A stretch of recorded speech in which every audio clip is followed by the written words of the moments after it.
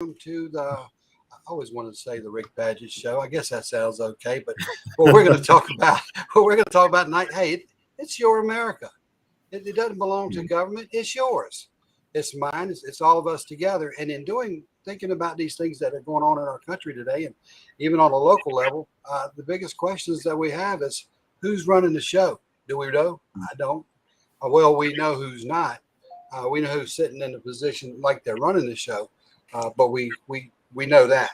As the things that we can talk about everything under the sun right now about things aren't being done because nothing's being done. So it's kind of Katie bar the door, pick whatever, spin the wheel, make the deal. That's how they run the government right now. So what we want to talk about a little bit is in turn is just the school board races. So in saying so, you guys, I'll let you guys introduce yourselves if you would, and tell them a little bit about who you are and how we do things. Pastor, of course, you first. All right, no problem. I'm Pastor Demencio. Literally, I just ran for Orange County School Board here in Central Florida. I did not win that race, but what came out of that is a whole lot of stuff. We've had right now our state, meaning that the Secretary of State level and the Department of Education and the Supervisor of Elections have all gotten involved in at least 6 to 8 of our counties, which includes my county, which are saying that there's been some bad voting practices, cheating going on in our state, and also even down to even with my own personal election.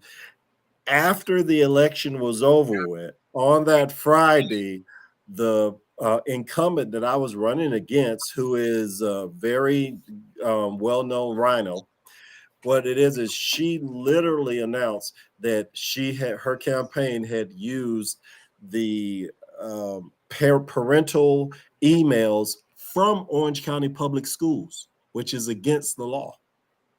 So right now we have a lot of interesting things going on in our state. And even with that, my own race is not really over with now because we have to find out what the Supervisor of Elections and the Secretary of State is going to decide. But that's a little bit of a snippet. Are you kind of surprised by any of that? Are you shocked? No. No, not really. But this time we had a lot of eyes on the ground on this one. I must admit, I think in our county alone, we had about 2,000 eyes on the ground as far as watchers. We have all of the different background checks that we have with the Republican Party and with a lot of different separate groups joining together. There was one thing I must admit in our state, there's a real good cohesion of efforts to make sure or ensure voter integrity. Right. And I grew up, my uncle used to always kid. He'd say, always be honest. And I'd say, oh, yeah, that's the way to be. He said, now cheat them right now. Cheat them right. And I'd look at him, I'd go, I understand that meaning now, cheat them right. Because, that's exactly what they do. So, I mean, it's amazing what we learn as we get older and we actually get into. I tell people all the time, you don't know politics until you run for office. Yeah. You get into it, and then you find out that before you even sign the line or put the dotted line out there to everybody see it, they're already in the back rooms spinning the wheels, making the deals, meeting with all the groups, the coordinators of their groups, trading off candidates like they're playing poker. Well, if you endorse him, I'll endorse him. If you endorse that one, I'll endorse that. And that's before they even know who's running. They know that what they got running, but they're not interested in anybody else that comes along. And I'll say this, it kind of gets controversial, I guess, but it's kind of the deep state mindset. What the public don't know won't hurt them. Kind of is what it is. But anyway, Michael, go ahead and tell us about yourself. No, I agree with you about the deep state. I mean, we've all experienced that to some extent. As for myself, let me give a little background real quick. I've been a political commentator for over 15 years now. I think actually I'm at 17 years that I've been doing this. Former Marine. I've run for Congress in 2014. I ran for county executive, not county executive, legislator, county legislator in 2020. I forget sometimes. And I sit on a couple of civic engagement boards at local institutions in my community in Southern Tier of New York. But mostly I focus on political commentary, speaking to all of the politicians of every single party throughout all of New York State, in Washington, D.C., and across the country, and covering all the issues that matter to everyone in a little bit more depth than the major news media, because they have a bias, they have a objective, and they're not even honest about it. And that's the big thing. And schools are a massive issue right now. What's happening in our schools, how they're affecting our kids, the things that they are doing to our children. We're not even going to see the results of this for 10 years. And that's the reason why we have to pay attention today. What we let happen in our schools right now, in 10 years, that's what they're going to be voting on. Those 8-year-olds are going to be 18 and voting. Have they been indoctrinated? Have they been programmed? What have they been taught? I think it's critical people vote in these elections. I hope you do get elected, Pastor, because it's important to have people who are looking forward and saying, hang on, I want a critical thinker as my next generation, not someone who's programmed to just go, I obey. Yes, check the box because that's what I was told to do. That's right. Right. It gets back to me. Is we got to get away from all the crazy issues, figuring out a who, she, him, and all that. We need to get back to the reading, writing, and arithmetic. We've got to get back to the basics, and until we that, we're and the thing is for years this has been going on, and for me working in the school system, I took that on as took over a group of the school resource officers. Prior to that, we called it off duty on your extra time working in the schools where you built relationships. Mm-hmm. Then somebody comes and said, hey, let's make money off of this, and we're going to call this a school resource officer program, and we'll coordinate the efforts. We'll get a lot of money and everything. But you know what they started doing is just like community policing within the school. It wasn't anything new. They just put a title on it and organized it to bring it into the schools like it was something new. It's basic. It's a basic process. It's how you speak to people. It's how you treat people. How you explain things to people, and you explain and you teach people, because those young minds are like sponges. If you give them something, they will absorb it at a certain point. But say you can talk 100% of the time, but the average person's only remember 10%, maybe, if you're lucky, what you had to say. So as these kids are growing, they become these sponges, and they do get older. And if they're only learning 10% and a little bit later on, no matter what that 10% is, it builds a baseline of what establishes where their education starts. And when we as adults quit talking and we allow people to talk for us as parents, we have a bigger issue in the system, because it's kind of like, if nobody is talking to your child, if you're not, somebody is. You better worry about what they're telling them. Yeah, I mean, when you were saying that, you made me think about a very simple point. It's like this here. For me, what I'm looking at a lot of this, it's a very big experiment that's being held with our children. They are taking our children and having unproven theories, everything. I mean, come on. Everything from the gender thing, how much is it going to traumatize these girls to have boys hanging like they hanging, walking into locker rooms, walking into bathrooms? There is no privacy.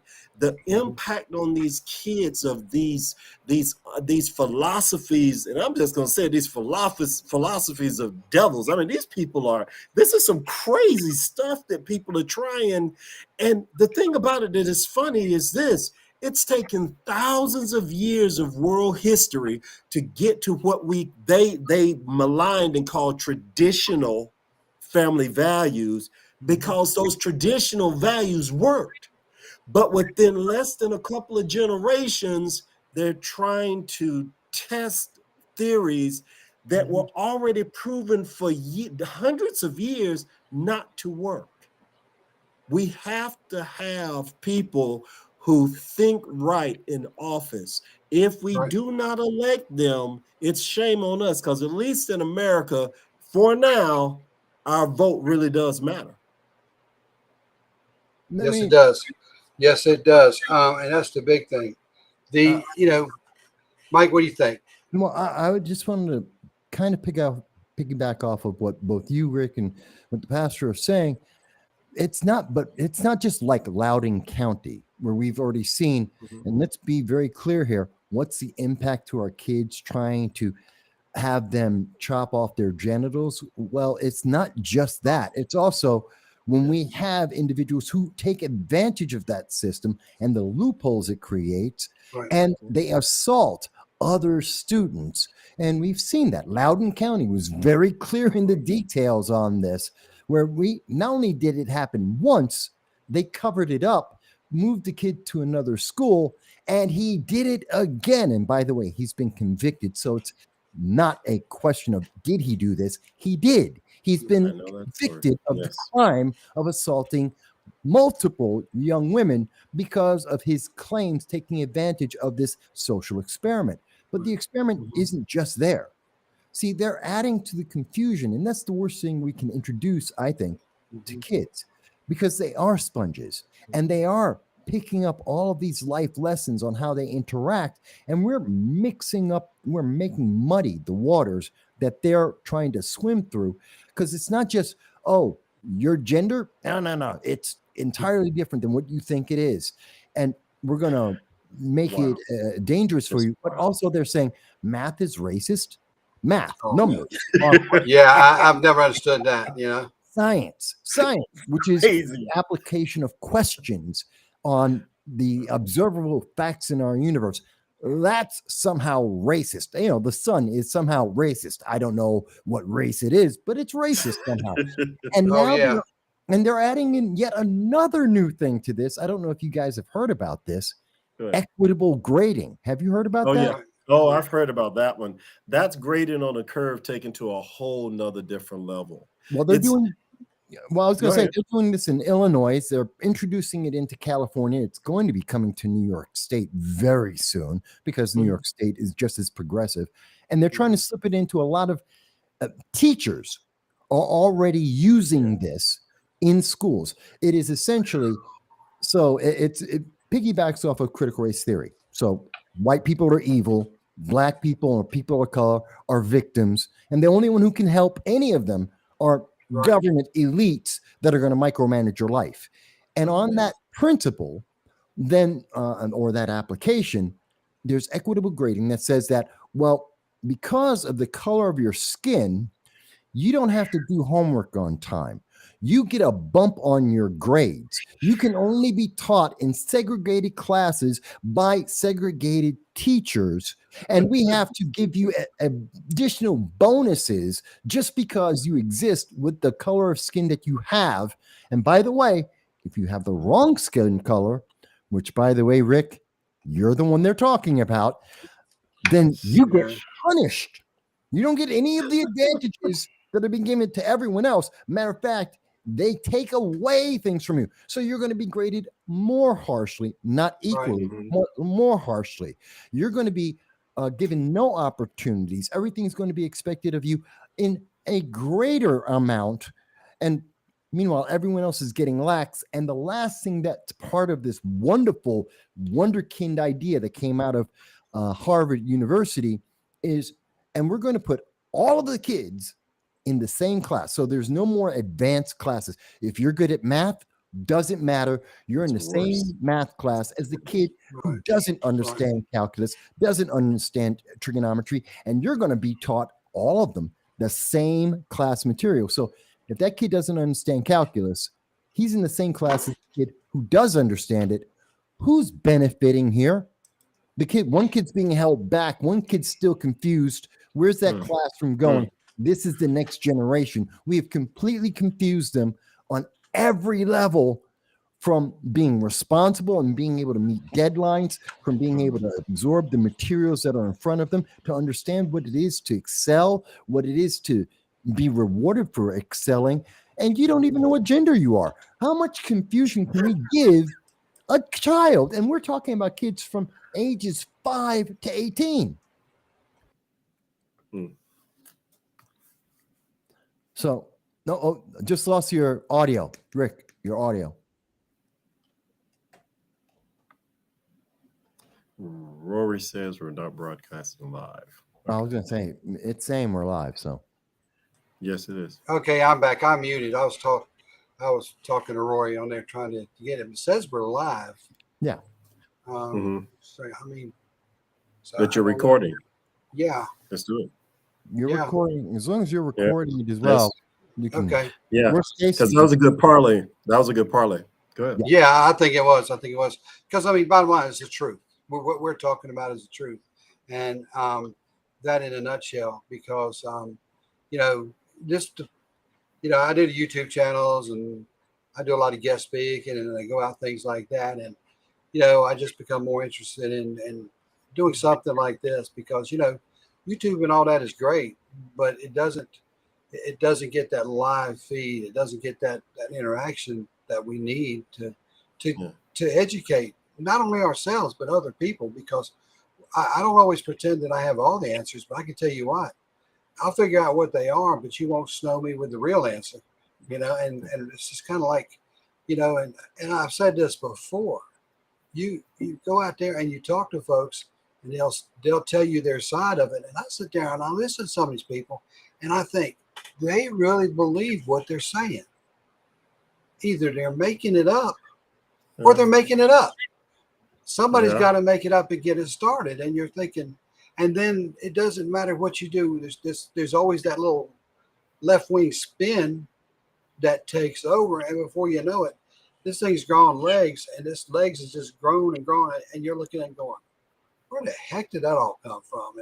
And all it takes is one person that's uneducated and doesn't understand it to go out and educate the uneducated.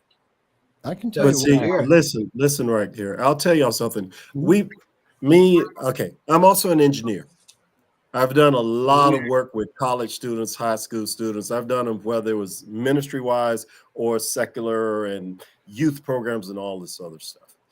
When you look a lot about what's going on, I'm going to tell you one of the things I really believe is the most detrimental parts for our schools, for education, just period. And Michael, you hit on it real heavy when you were saying some of what you were saying, and when you guys are talking about everybody starts getting put into one class. That's middle of the road mentality on steroids. If you think about it, politically, most people feel that it's the best and most proper way to be middle of the road. If I'm in the middle and I'm not too far to the right, I'm not too far to the left, I'm okay. But that pot is destroying our nation. That middle uncommitted level where nobody gets to be better than the other one, no one gets to be worse. Everybody is in this socialistic Marxist utopia of nothingness. It's just like, no one can win the race. Everybody must stay inside of that box. It took generations fighting wars for us to get unboxed so that you could be all that you could be and so that you can have a chance at a future. I mean, it's like it's gone into the level of insanity right now, what's going on. I'm looking, and when you say like, okay, get rid of gifted programs, getting rid of gifted programs, kids that have earned the right to be ahead of the curve, you're doing something wrong if you're doing it, because that is what was that word they call it? You're entitled. The Yeah. entitlement, No, yeah. yeah, entitled. But wait a minute, isn't that just being smart? And now you got the kids that, quite frankly speaking, I don't care what your race is, whether it's because you didn't do your work or you have some challenges. If you're not making the grades, you don't get bumped up. In our state, now in the nation, it's even worse, but in our state of Florida, it's actually, we were looking at numbers where 90 some odd % of our students were being graduated, and only about, this was the numbers, the system numbers, about 55 odd % after COVID were actually grade level. Not surprised by that. What do you expect? And now these are going to be your new mayors, your new body mechanics, your new engineers, your new doctors. Oh, did y'all also hear this even about college? They're trying to get away with that harshness of you must make that upper tier A or definitely at least that high tier B for med school. You know, they don't think this through. Mm-hmm. And the problem with all of this is, I'll give you an example. In LA, they have the Mm-hmm. same problem in LA because there is a LA city councilman who's facing the same thing about equitable grading, some of this mixing of students together and getting rid of advanced classes.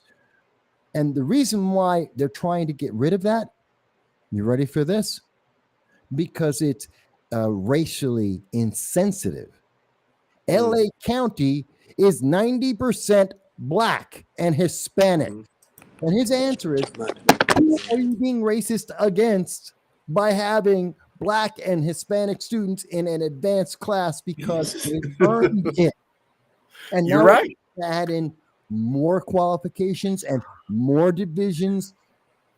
And this is happening, you know, and I want people who are watching, we're talking about North Carolina, New York State, Florida, and I have some knowledge of other states like Illinois, California. This, no matter where you are, you're in the center of America or you're on the edges, it's hitting you. This is what's being done. And this is getting into our schools because of the school boards, where no one is paying attention. It's one of the least paid attention to elections. I mean, you almost never see it in the newspapers. You almost never hear about it on the talk radio programs. Almost none of the candidates ever get airtime. And this is a problem because then they get in and you don't know what they're looking to do. So when they suddenly go, hey, I believe in, I'm part of Progressive Leaders of Tomorrow or BLM, Citizen Action, all these various far left organizations. And they're like, I want to be racially sensitive and we have to do equitable grading. Otherwise, you're a racist. The rest of the board is like, I don't want to be called a racist. Okay. Yeah, we're going to teach critical race theory, the applications of critical race theory. We're going to teach all the kids in 5th grade. This literally happened in the southern tier of New York. Okay. And there was a huge outrage. We screamed at our school board about this, literally because you could see, the parents could finally see what was going on in the classrooms. They were doing the remote learning. And a parent got to watch as a teacher teaching 5-year-olds was reading one of these Kendi books, Ibrahim Kendi, one of his books. And it was teaching the kid, police are evil, white people are evil, and Black people are victims. This is a book that's being taught to a 5-year-old. And the teacher started it off with the statement, I apologize because I was born in a city where there weren't a whole lot of other people. And I apologize for being white and not mixing with others. This is what 5-year-olds are getting taught. Right. Because no one ever asked a question about the school board, nor did they know who was in there. This is important, folks. This is really important to our future. Well, I tell you, it's really interesting because when you're talking about the school boards, I mean, when you go across the board, you know, have you ever heard what's the gentleman Evan Sayat, where he talks about the kindergarten of Eden? No, I haven't heard about that. It's kind of like it's the book like that, and the way it's self-described says, with this book, the spot between Alan Bloom and Thomas Sowell has now been filled. The thing about it talks about it's once a liberal, always a liberal. I'm a liberal. He's liberal. They're liberal. Wouldn't you like to be a liberal too? Kind of remember the old song that we had on commercials. Right. And when you read this book, and you read the book, and it says like one title is "Gee, this evil tastes so good," and that's kind of the concept that when you look at it, and what to do when there's nothing to do. You know, if you got nothing on your agenda, you know, what do you do? I mean, a lot of these times people sit back and they think that the more radical they become, the more significant they become to society. and it causes their ego to take off. Hold on. And we've got Chad Stahl getting ready to join us. Let me get him in here real quick. Sure. Mhm. Hey, Chad, welcome aboard, my friend. How are you doing? I'm doing very well. Thanks for having me. Great. Nice to have you here. Like I said, we run our show from 7 to 9. I'll put it in there, and it's like I try to make it convenient for anybody. Stop in when you can. If you can't, that's fine. But what we've had a pretty good run on some of the conversations that we've been having about school boards, how they react and what's going on. And I tell you, it's interesting. And Pastor Barton there, he was in the middle of a race down in Florida, so he gets crazy on some of the things that's been going on with his race, and Michael here, he's been around commentary, and he's done it all in the media for the last 15 years or so. 15, 17, somewhere in there. So it could be 20. He's just probably not telling us the 20. Round up, Michael. Right? So I admit it. I got enough gray. There you go. There you go. I somebody said that mine was turning gray one day, and I said, no, it's turning loose. Gray's got nothing to do with it, And so I went on vacation, and this is kind of funny. Went on vacation and probably took off and on in between a 30-day period, but took probably 3 weeks of vacation that time. And I haven't cut my hair since I come back. So everybody's looking at me like, wow, you got hair. I said, yeah, it's kind of amazing, isn't it? But it almost makes me feel kind of scary. It's like all this hair. I said, now I got to go get a haircut. Maybe I should keep. My wife's got, no, it needs to come off. I'm like, dang it. At least I lost that battle right out of the chute, didn't I? So anyway, I know I got sidetracked on that. It was just one of the funny stories. So Chad, tell us about what you got going on in the race and how it's turning, and give us a little idea about you and what you're looking to do, and even feel free to talk about your challengers concepts and stuff. Yeah, sure. Well, I think it's I'm in Raleigh, so we're in Wake County, North Carolina, and my district is District 6, so it's kind of like part of the downtown Raleigh, part of North Hills. If you're familiar, it kind of runs up Six Forks Road towards Sawmill, and then kind of tucks back towards Edwards Mill, Glenwood, that area there. A lot of good restaurants over there.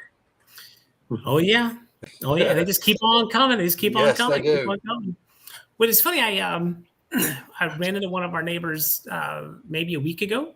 She was doing a lot of the flipping in our neighborhood, and I asked him. I said, are you having a hard time finding staff and keeping staff and maintaining like a steady staff? And he was like, oh yeah, no, we're all suffering, and it's I think that's a real thing that so many businesses are dealing with. Oh yeah. I think if you rewind the clock and you think about what's going on in school systems across the nation and the change of pace that they've let go of mastering skills, and it's just, lesson after lesson after lesson. Students they're taught to just shift. They're not taught, hey, sit still, do this work, master this work, be the best at this work, and then let that carry you through life. They're taught to shift over and over and over again. And I think that's what we're seeing. I think we're seeing a lot of that residual. This isn't good enough. That's not good enough. This isn't good enough. So you just see a lot of shifting, Rick. So we're small business owners. We have a 9-year-old. So just watching the staffing, interviewing Wake County graduates, we see it on the back end after grade 12. And I think that education tries to live in a bubble where, we're teaching the lessons, we're doing this, we're doing that. So we're fulfilling our duty to society, and that bubble, it needs to bust, because the kids on the back end of grade 12, that's where they're suffering, and there's no tracking mechanism. So you can preach proficiency, you can preach lesson planning, you can do all of that stuff that you want, but if there's no reward for your kids after grade 12, then for me, I think it misses the mark, because isn't that, school systems, they don't generate revenue, right? They take tax money. So for them to, if they want to continue doing that, do they need to produce working, productive citizens at the end of grade 12? So I don't know. I just kind of got lit up last year with dealing with stuff with my 9-year-old, our business. Makes a difference when you got somebody in the middle of the fire, doesn't it? Mm-hmm. It makes you pay a Sure. lot more attention on a very different level. You hear talking points nationally, locally, and then you go, oh, there's no way that's happening. There's no way that's happening. But when you're sitting down with your 9-year-old and you're having conversations that absolutely reflect some of those talking points, it hits home. And when it hits home, you kind of have to do one of two things. One, stand up and speak out, or two, not. And I chose to stand up and speak out. So here I am. That's Yeah, good. I tell you what you have to, and there's a fight for, like in North Carolina, there's everybody talks about, well, it's a red state. Well, it may be a red state, but there are certain areas in this place, whether it's Wake County, but you got. I always have to say this. Caveat is this: when you have anything close to Durham, North Carolina, you're going to have what I call a bleed out, because Durham is. And I'm going to be honest, if there is a place in North Carolina being sick and being bloated and needs some attention, Durham is where would you start the enema? Because let me tell you something. If you want to keep North Carolina safe, you build a fence around Durham. You build a wall and you don't let nobody out. And you will see your crime rate just start dropping. Now, I'm not going to say it's going away, because on the national level, we've got a lot of incentive for crime to keep going up. But at least in this general area. So when that happens, I mean, it bleeds over to the school systems. These kids are taught that it's easier to go out and steal or take or do what they want to do. And even when they come back into school systems, there's no consequences for their action, even if this crime is committed in the schools, because more principals are worried about what their dropout rate looks like. They're concerned about their dropout rate. I'm going to call it for what it was. We had a superintendent in Durham, North Carolina. And that superintendent, I was in charge of the schools from the law enforcement liaison process. And I spoke to the sheriff and I said, well, what's the agenda? He said, get the drugs and guns out of schools. No problem. He said, Carbunch, make it happen. Well, I noticed that every time I went and said, hey, we're going to do a raid, or we're going to go out, not necessarily a raid, that's the wrong word. We're going to go out and do a search and look for things inside the schools. We would go down one hallway, and it was always the one the administrator picked. Law enforcement didn't pick it. And we weren't really coming up with anything. And then all of a sudden, when I said, no, we're going to go do a search, and we're going to do this hallway and this hallway while we do this hallway. Well, wait a minute, we can't do that because we didn't. I said, no, we're going down this hallway. And when we did that, we started finding loaded 9mm. We found drugs in the schools. We were arrests. We went into elementary schools, and we were pulling out knives, and we were pulling out anything that looks like a weapon. These kids were bringing in BB guns too. At one point, I think we did find a 22 in there. And then we started seeing the associations of how early the gangs were getting to these children. And nobody within the school system wanted to recognize this was an issue, to the point that the way they would continue and they would keep stats. So if we went into a school, and a lot of this is the way state does it too. It's not just Durham. You go into a school and you search, and in that search you find 3 firearms and you find drugs. So you recover 3 firearms and some drugs. That's 3 searches where you found the drugs, or 3 where you find the guns, whatever. Oh no, that was the law enforcement statistic. When it goes to the school, which is actually reported to the public, it's only 1 search, period, and weapon, period, weapon recovered, drug recovered. So it looks like 1, 1, and 1. And reality is you got more coming out of it, and they wanted to squash that. I, on the other hand, was going to the press and saying we recovered this, and that. So for a solid 2 years, I was showing what we were producing from the school systems. Needless to say, that wasn't making them happy in the school system. So what do? I find out later that President Obama had been watching the superintendent there and appointed him later for a school safety position within the national government. So I now knew why the numbers were going to be skewed and why the politics from the school were coming at me, because they were running into the sheriff every chance they got. Get him out. He's making our schools look bad. He's making my school look bad. Principals were calling. They weren't saying, thank God the sheriff's office was there finding drugs and guns. They were worried about appearance. And why were they worried about appearance? Because their superintendent was worried about appearance. So the pressure comes from the top. And let me tell you, that happens in every school system across America. It's just not in the Durham public school system. And when they were telling me it didn't happen, I pulled out a chart. I pulled out a chart of all the guns and weapons that were taken that year, and it was huge. And nobody really wanted to look at it. And when I was presenting that out there, it was like, oh, yeah, okay, thank you very much. Yeah, okay, thank you. On to the next topic. Well, so big issues. Can I ask a question, Chad? And I find it terrifying, Rick, that you had a superintendent who had troubles in his schools, and the answer coming from the Obama administration was, okay, so that means we have to elevate him. He actually failed on his way up, and he was promoted to a higher responsibility for failing at the job he had. That's terrifying, and that's definitely America's school system under the democratic rule, the progressive ideology, in my point of view. But Chad, I wanted to ask one quick question of you. Sure. You said you were going through the remote learning with your 9-year-old.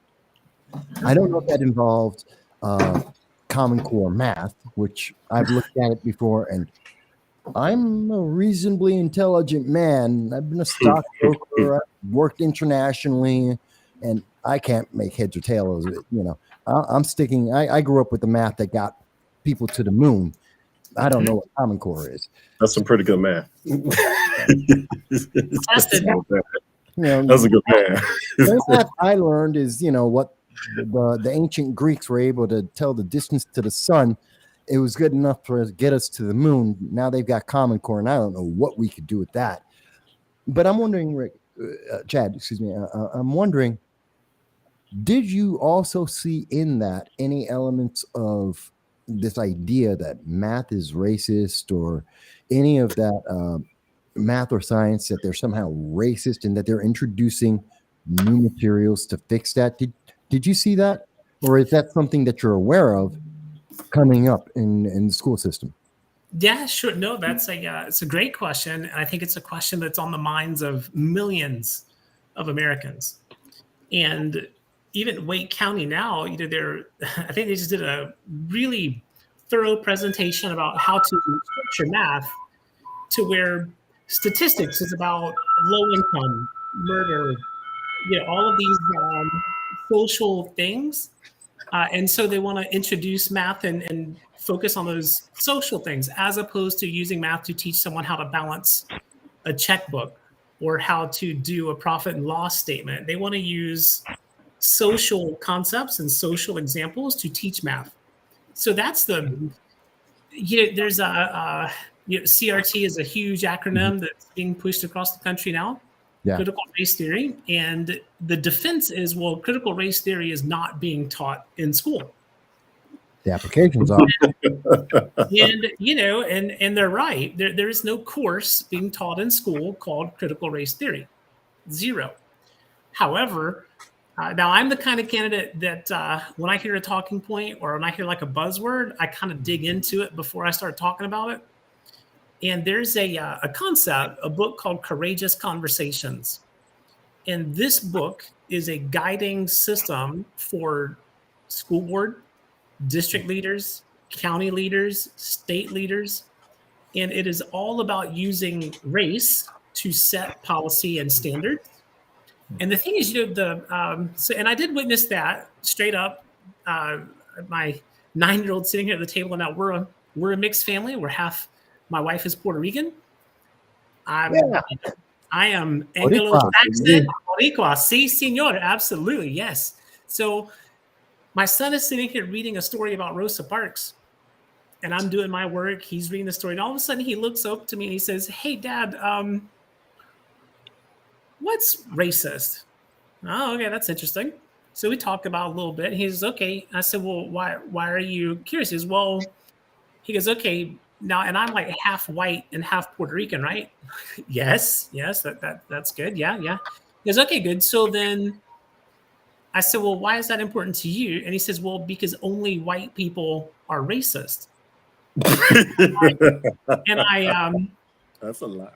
and I paused for a second. I paused for a lot. second, and so then I had to go read what he was reading. Right? I was like, "Oh my Right. God, what is happening in a third grade reading program that my son has this thought?" Now, keep in mind, if he were in school, this thought would have been in his mind all day long. And with children, when they're in school, they come home, they don't tell you. Mhm. Naturally, they just don't tell you what's Mhm. going on. So that thought would have stayed in his mind. I don't even know how long that thought would have stayed. And that's the terrifying part for me, because I believe that, free thought is the greatest gift given to man from God. So Mhm. when that starts getting tarnished or manipulated, it really bothers me. So I read the story, and sure enough, it's a beautiful story about Rosa Parks. And all of a sudden, like the centerfold, you open it up, and the pages are all on fire. There are crosses in the background, KKK, scary heads, and the context is all about white people being racist. Yeah. Yeah. So, I mean, when you go ahead. well, no, I was just saying, so I have seen that in its real form in the book Courageous Conversations. If you should check it out and look at it. It is a guide to teach county leaders, district leaders, how to write policies under the context and under the assumption that to be racist, you must be a member of the dominant race and in a sustained position of power. So in America, the definition of racism now absolutely White is privilege. you can only be racist if you're white.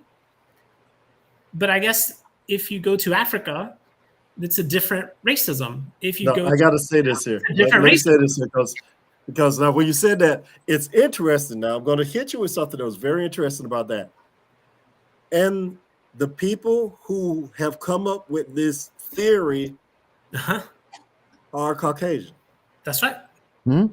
Mhm. I'm just trying to make sure. Most of This is some of the insanity of all this is stuff that gets me. When you looked at the BLM riots, I'm gonna hit this, but look at the BLM riots. Did you notice that most of those kids did not have a dark hue? Mhm. Most of those kids, they look like they may have just got on some kind of hoodie or something and came off of their college campus and then burned something up and then went back on campus to show how great they were. So like from the 70s kids, it's just this insanity. But to stay on topic, to get back on topic, when you were talking about that math, I think it's a very interesting thing. When you spoke about the math, does anybody remember The Incredibles? Oh And yeah. then and then you have Mr. Incredible sitting there trying to teach Dash, his son, math. And he said, math is math.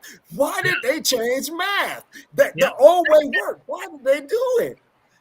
But I will Yeah. say here, when I look at a lot of stuff that's happened to undermine us with education, it seems like it's to disconnect wedge between the kids and their authority figure and their parents.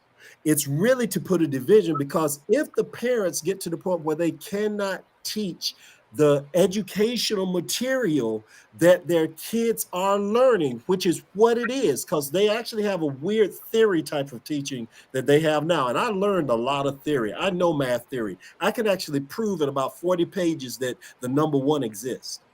Mm-hmm.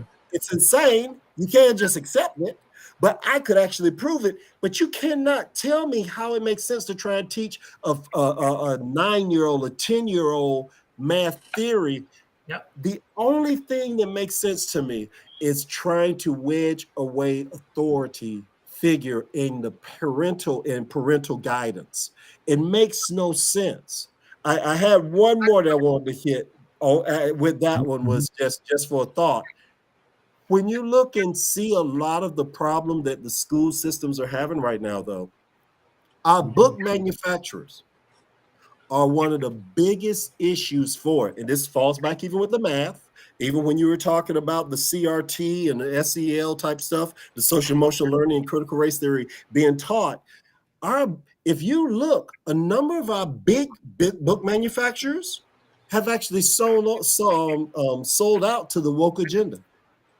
If you go to their websites, I found out this as I've run for this position, they sold out. So right now we have to now create laws in our states. Florida has one. It says in real bright, bold words, you will not have CRT, critical race theory, or social emotional learning theory or strategies implemented or taught in any of our learning materials. That's why we had 40 some odd % of our math books. It's in all the books, but our math books had to be rejected because even without soliciting it, it's in the books. Yeah. That's just a thought to kind of throw back at you guys. I got a question for you here, Chad, and this is going to be, it just struck me, and I think this is huge. First, let me ask, is your opponent, I don't know how they do the school boards in your area. I don't know if it's open seats and you fill the seats or if you have a direct opponent. Is the person you're going against an incumbent?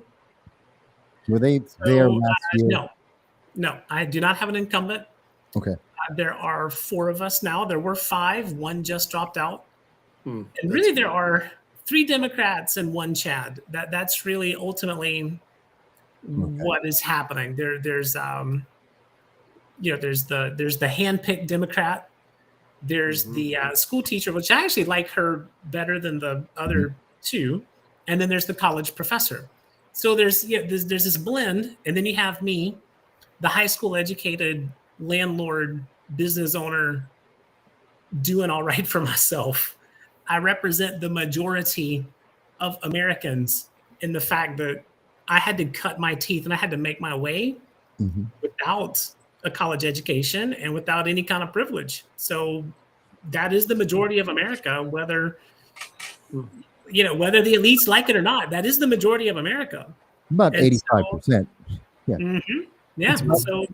So I asked that for a specific reason because I think this is a great question to bring up for the election for every parent out there.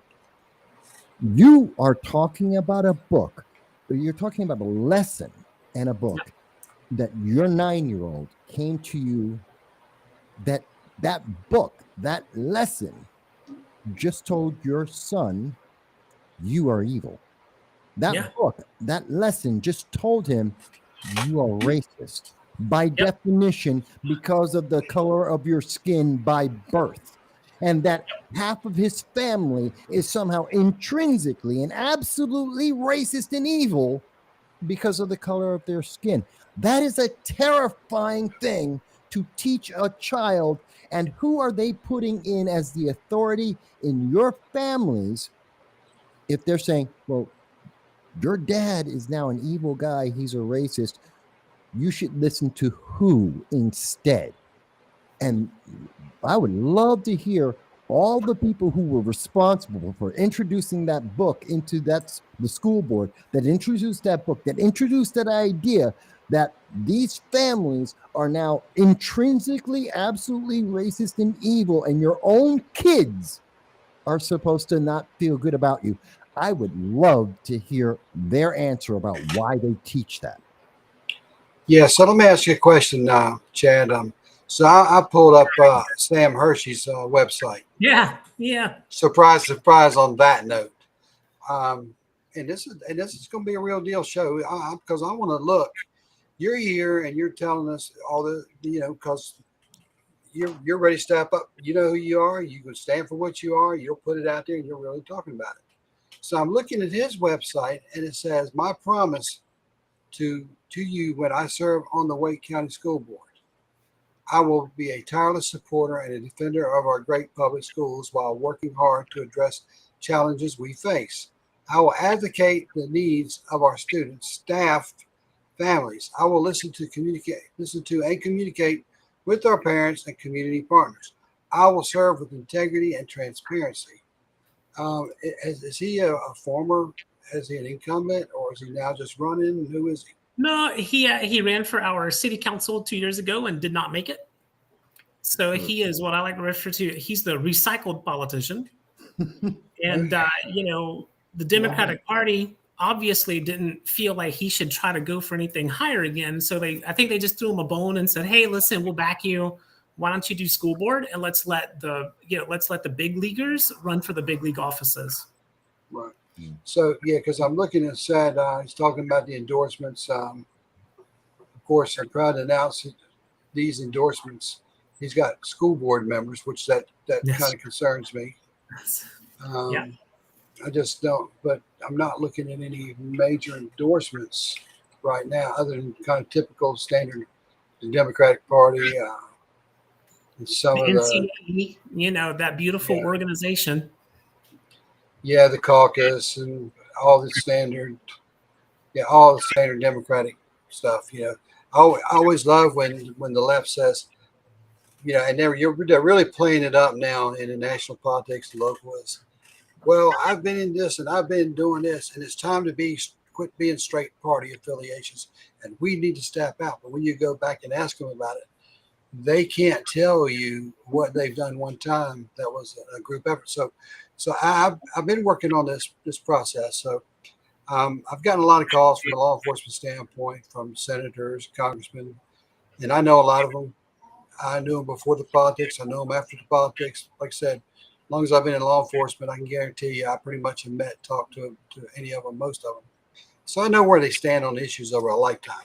And some of them are lifetime politicians, as we know.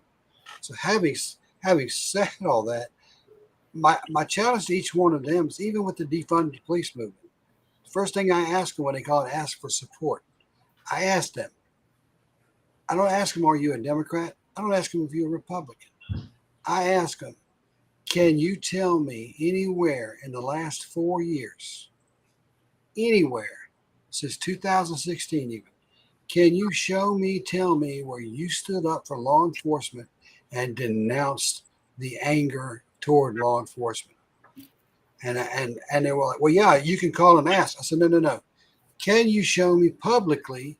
Can you send me something where you wrote an article, where you stood up with the police chief, or you stood up and said, this is wrong? I said, send that to me. Oh yeah, I got it. And I'm telling you, I probably spoke to 20 statewide politicians. Do you know, shock face again, I've not seen one thing come across that indicates that they did exactly that, because now they want to play that they support law enforcement. They want to try to turn the switch, and lo and behold, they can't prove anything because they have nothing. They can't show anything. And so when it comes to the public schools and the school systems, law enforcement is a big part of the school system, because when something goes south, what do they want? They want law enforcement.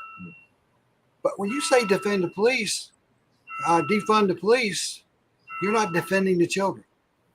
You're not defending the schools. You're not defending the teachers, the staff. Who are you defending when you want to defund? And don't use the word redirect, because that means the same thing, Mr. President. We're going to redirect funds. That means I'm going to take it from law enforcement. So don't tell me you're going to do anything other than, we're going to redirect our funding. That's like when and I know this to be a fact, superintendents redirect funding all the time for projects that they were supposed to be working on, end up in the administrative side of everything, toward a new assistant, a new program. But when it gets down to that program is really coordinated to help the superintendent more than it helps the schools, because the money that you redirect from the classroom is taking from the children. So, it just amazes me how they can justify some of the things, just like the folks on the left want to get out there and talk about defund the police. Well, when anybody that's superintendent takes money from a certain program to start another program and takes it out of the classroom, he's defunding the children. Mm-hmm. And that's a problem, because people don't recognize that. Superintendent is like, better than superintendent is like the god of in the schools. He's like the high sheriff in the schools. He is the ultimate supreme leader, and nobody's going to challenge him. And that is the way that's the way North Carolina schools work. Yep. Well, I will. I can share a story with you, Rick, to kind of to share my view of law enforcement. My 9-year-old last year, we tried to get him a medical exemption, a modified medical exemption, so he wouldn't have to wear a mask in school. The principal played dumb, pretending like he didn't know how to get one or who granted them or whatever. Fast forward now, I've shortened my learning curve and I'm much smarter than what I was a year ago. But at the time, I didn't know anything. So finally, our school board member, Jim Martin, live in a board meeting says COVID's not deadly to children. And I said, okay, well, then that's it for me. I'm done for sure. I'm done. So I went to the school and said, hey, listen, I need to know what the policy is, what's happening, what are you actually doing other than saying mask up, shut up? I need to know, are you paying attention to our kids or are you just masking them? And they had no clear answers. So finally I went one day and I said, you know what? That's it. I'm done. I'm not masking my child anymore. Either you provide to me the data that I need or I'm done. So principal, he and I, we, get into a little heated discussion. The next day I go back, I'm recording the conversation because that's the thing you do now in 2020 and beyond. You record everything. Oh, yeah. And they wouldn't let my kid in. So I called our local law enforcement to try to get them to advocate and help me out. And they're like, well, it's the school rules, blah, blah, blah. I caught a bad cop on a bad day with a bad attitude. So they get really upset with me. My child is freaking out. So you know what I did, Rick? I took my child to the police department. We knocked on the door, and one of the nicest sergeants came outside, met with us. I told him what just happened. And then like 2 or 3 more sergeants came out. They brought my son this big old stuffed bear. And I, in my mind, the school system, they took advantage of law enforcement to enforce a policy as opposed to enforcing law. And it bothered me. And I grew up in a very poor neighborhood where we were all afraid of the police. No one even looked at them. And I made a conscious decision that I was not going to let my child's experience with the police department be exactly that, where he felt like he had to be afraid of them. So we went to the Raleigh PD office and gave him pencils, spoke to him, gave him a little badge, sticker. And he had like the time of his life understanding what law enforcement actually means. Right. I mean, they even wrote an article and featured my son, featured me, and put it out for like Good News Thursdays or something. It was beautiful. So for me, I think it's important that when our systems abuse access to law enforcement, we can't hold resent against those officers because they're trying to feed their family just like I'm trying to feed mine. So they're in a bad position too because they can't really enforce administrative rules unless somebody's being trespassed for an issue. Then it becomes more of a criminal type of thing. So talking about law enforcement, how do you feel about SROs and then police officers with firearms in the schools? I think the most efficient SRO. I think we have there are 2 conversations that happen with SROs at the same time. There's the community aspect where they're involved in schools, teaching, working with kids, mentoring kids, and then there is the I am here to protect kids conversation. Right.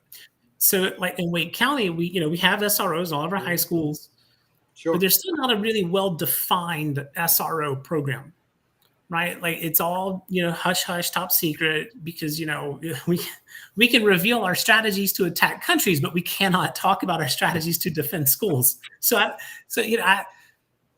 Maybe that makes sense to someone, but I think it makes it really hard to hold accountability. That's called the blue wave. See, that's the blue wave. That's what you got in the blue wave. Mm-hmm. So so what I think you missed what I was talking about earlier, and earlier about some of the situations in schools involving SROs and stuff. It's a highly political situation because recently ended up what they a sheriff who actually didn't know what his left hand to his right hand was doing, and couldn't even spell the word sheriff if he had to on a great day. And he got it voted out, thank goodness. So one way or the other, we're going to have a new sheriff. That's right. We do have a Republican running against a Democrat. And, it's like anything else. So we have two different choices now. And the question is where do you line up and how you run it? Yep. I think the problem that we have in all this is we have too many people too worried about the political end of things, and they try to balance a balance beam of BS. And that beam is there. Go ahead, Michael. I don't have a lot of time, but I want to ask you about this, Chad, because we're talking about the police, we're talking about schools, and I think this is a real important question, not only because it's timely, but it's very critical. We have two schools of thought that are out there. We've seen what happens with the Uvalde school system and that school of thought, which is sit back, no one's armed. Will send in police after the incident has already started and make the best of it. And the only other answer is, and no one in the universe can own a firearm, which is not realistic. Okay. And then there's, I don't know if you've read this, the Parkland, Florida school system, the school district, took a year and did a full report about the shooting that happened in Parkland. And they came up with guidelines on exactly how to secure the schools and protect the children, which not only meant hardening the school, making sure doors are locked and that no one's propping them open, but also included not just having SROs, which are basically armed police officers in schools, but having armed police officers in the schools. And depending on how big the school is, that would determine how many armed officers would be in the schools, with potentially, if teachers wanted to, the opportunity for one or two teachers to be armed within the school itself, obviously with training individuals who have the credentials for that. So those are the two schools of thought. And realistically, it is that simple. We either have armed officers and or teachers in schools, or we have Uvalde. Let me ask you, which one do you see, or is there a third option that I'm not aware of? Well, I think Uvalde, the biggest, I mean, pick a target for the Uvalde conversation, you'll land on some valid argument. The school systems do not need to be directing law enforcement armed individuals, period. I don't think that that's what it needs to be. I think law enforcement, like sworn officers, are the most effective because they have the most opportunity. Uvalde, same thing. It was a school police officer, suspicious vehicle, suspicious person walking down the other side of the street. Well, that school officer can't do anything about that. They have to wait until the threat has arrived before they can take action. So for me, you have to have that official law enforcement officer if you really want to make sure that the perimeter of schools are kept safe and they're protected, because that is where most of the threats come from. They come from the exterior and then they gain access to the interior. I think very practical things like kick locks on doors, stuff like that, that makes a lot of sense. It's at least a peacemaker for both schools of thought. And then on the interior of the schools, I think each school needs to have some type of autonomy of like, hey, we need this because this is what we're going through. And then the school system should try to do their best to support it. But I think, if you look at North Carolina, our Department of Justice, they go through 400 hours of training, 120 are mandatory, and then 280 are electives. And depending on the officer's personality or what they're into or what they like, then they choose their electives. So I think we could probably carve out a little bit more mandatory and make sure that those officers are really dialed in and they're always focused on what they're there to do, which is to protect children. If it's the community police, do more of a DARE program, gang deterrent, those kinds of things. I think those are brilliant. And I think they'll also prevent the SROs from being bored to pieces, just sitting in libraries, hanging out. They have to have a role, and they have to be a role model. So Chad, you said that there were electives. Now, in law enforcement, for me, from perspective, I was in charge of training for the Durham County Sheriff's Office. We didn't have that system. I don't know where that system's coming from. When we went through our initial training for rookie school, this was back in, shoot, I went back way back in whatever year it was, back in '84. I believe it was '84. I really didn't want to give up the year, but I did anyway. What the heck? I'm just kidding. '84, we did, I believe it was 484 hours. And then we come back and we do in-service training. And what we had to do was the in-service training wasn't decided by the officer. It was decided by the training and standards. Yep. So when training and standards makes the decision, that's what law enforcement has to go by to keep their certifications. Now, having said that, we would always get every year on training standards, we would get the active shooter training, things of that. But to what you're saying is there was really no required school resource officer training set for it. And I think that may take it back away, but when we got away from community policing in our communities, we also got away from community policing in our schools. And therein started our problem because they thought everything could be trained and set for training and standards, when in reality, training and standards was checking off the boxes. And we got to get away from checking off the boxes. Active shooter drill training and all this stuff that I went through, we had X amount of hours. We had to qualify for that. Officers would come in and do it. And believe it or not, they like that kind of stuff, because they're really doing it. But the only time you get an SRO training or a DARE training is when they sent you to the specialty school. And then you would go back and research every now and then. But there wasn't a lot of focus other than on the job training when you got there. So it was like a recipe that you had, but if you didn't practice it, you didn't. They have a standard in which they used, and that was about it. So well, it's like all skills, right? If you don't practice them, they fade away. That's right. And practice makes perfect. Yeah. And I agree. I think we need more focuses on how we deal with the schools to prevent that. And it gets back to everything from, everybody has to, what the old thing, see something, say something. Yeah, I get all that. That's a great cliche. But when you walk by a door, the average person's not looking who's standing on the other side. But when you can walk by a door, you can look and make sure it's locked. Yep. And then they do not designate cameras in most schools for one person to sit at a camera and be dedicated to look at cameras all day, because that is just in the office used after the event. They're not going to pay somebody to sit there and watch a camera, when in reality, if they did and they put up what I call the big camera wall, and you had somebody watching that camera, you'd be surprised at what one person can sit there and watch and catch before they even get to the school door.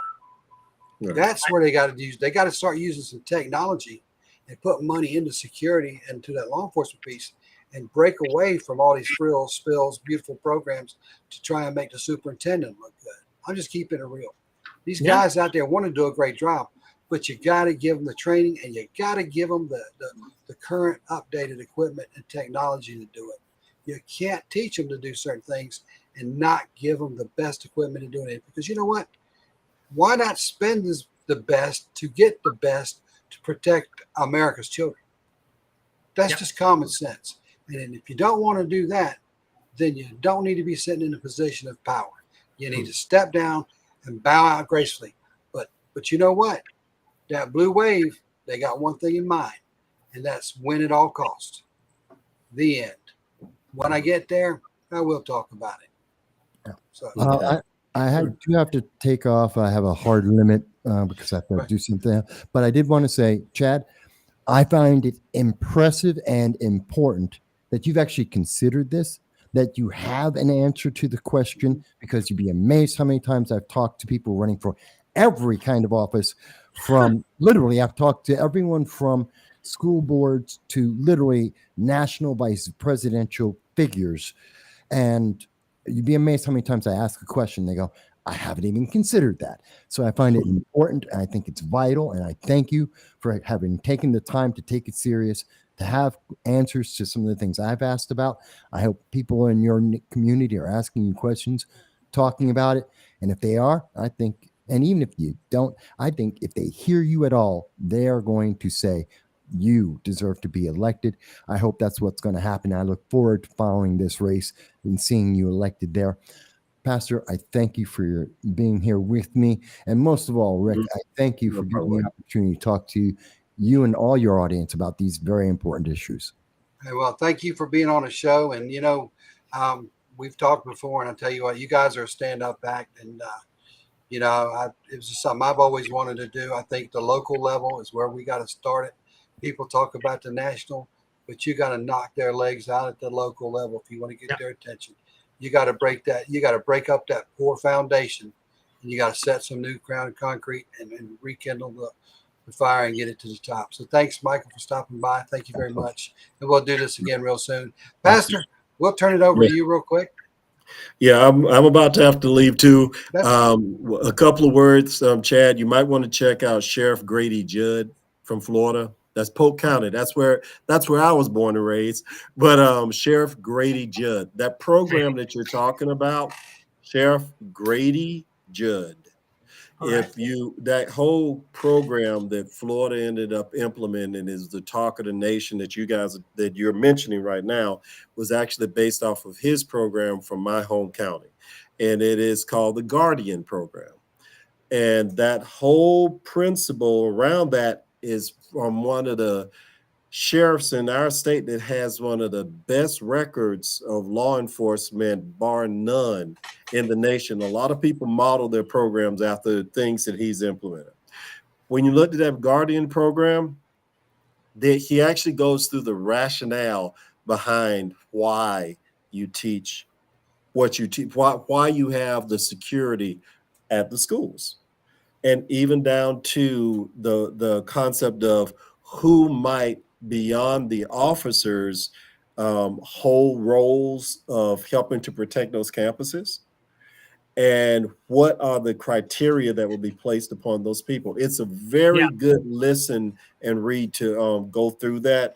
It was very helpful for me. I know myself just listening to him go through that process, because I'm not sure if you ever saw there's a statistic that was produced out of the state of Florida, but it was actually, I think, a national one, and it did over 40 some cases of school violence where people came in and did shootings and what have you. And it actually, did you ever see the one where it actually talked about the response time? No. Go ahead. Well, I was thinking, I feel the response times are not. Okay, this is what it is. Awesome. This is where the whole basis for whether or not to have more people able to defend the kids on campus versus, the other. And what happened was this here. Most of the damage is done within 0 to 5 minutes of it starting. And that can mean a student who got on campus and it doesn't matter if they were locked out or not.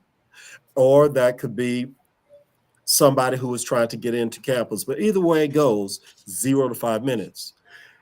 The officers, as for, I guess that was 41 of those incidents, 40 or 41, something like that, they didn't arrive until the 5-minute mark, which means all of the death and the injury and the mayhem occurred. And I'm not talking about like the one that everybody's been talking about and all this stuff. I'm talking about where you actually have people that they got there and they were trying to do their jobs. The only 1 or 2 times that the officers actually handled what was going on and stopped it before it caused all of the damage was when by accident officers were on campus for something else. The incident started to go down and then they reacted to it and stopped it. So what happens is that whole thing. Now I noticed a lot of scenarios about all the other details about whether it's a lock gun or a lock this or lock that for whatever, but those things could be worked out. But the rationale behind the Guardian program or these SRO programs or increasing them, it really is a wonderful thing. I'm glad for what you said. It'll be very helpful because that's one of the ones that I know they'll ask you heavy on. I wish I could stay and hear you to answer the one on who's supporting you, because having run You really need to cover that one, my friend Chad. I definitely would love for you to cover. Who's supporting you? Are the Republicans supporting you? Are you getting that good conservative support? Because that's extraordinarily important. And what day is your race? November 8th, Tuesday. So it is on the same. Ours was Oh, yeah. August and November. Okay, then so right now, are you in a runoff or are you actually in the race where all of you are running against each other? Everybody's running. Okay, that's different than Florida, but well, I do pray that you do well, my friend. I pray that they give you all of the opportunities possible in that large area of yours to It's get huge. in front of the people. Oh, yes. Yeah. Well, thank you, sir. I appreciate that. And yes, I'm getting some Republican love.